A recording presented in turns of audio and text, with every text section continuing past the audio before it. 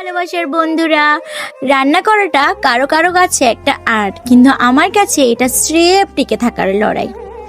আজ দেখাবো পৃথিবীর সবচেয়ে অবহেলিত সবজি দিয়ে কিভাবে রাজকীয় ভোজ করা যায় সেটাই।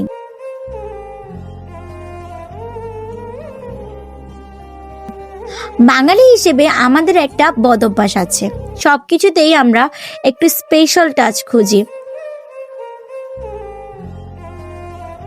আরে ভাই, এটা বাঁধাকপি, এটাকে পনির অথবা মাংস বানানোর চেষ্টা করে তো লাভ নেই না। তাই আমি কোনো হিবিজিবি মশলা না দিয়ে শুধু কাঁচামরিচ আর ভালোবাসার উপর ভরসা রাখছি। অনেকে এটাতে এত বেশি ভাজে যে বাঁধাকপি নিজেই ভুলে যায় সে আগে কে ছিল। আমি এটাকে একটু ক্রাঞ্চি রাখবো, যাতে চিবানোর সময় মনে হয় যে হ্যাঁ ভাই, স্বাস্থ্যকর কিছু একটা পেটে যাচ্ছে। দামি রেস্টুরেন্টে গিয়ে 300 টাকার সালাদ খাওয়ার চেয়ে ঘরে বসে 10 টাকার ভাজি দিয়ে ভাত খাওয়া যে কি যে শান্তির! উফ, কি বলবো আর। আপনারাও কি আমার মতো অলস নাকি রান্নায় খুব পটু? কমেন্টে নিজের পরিচয় দিন।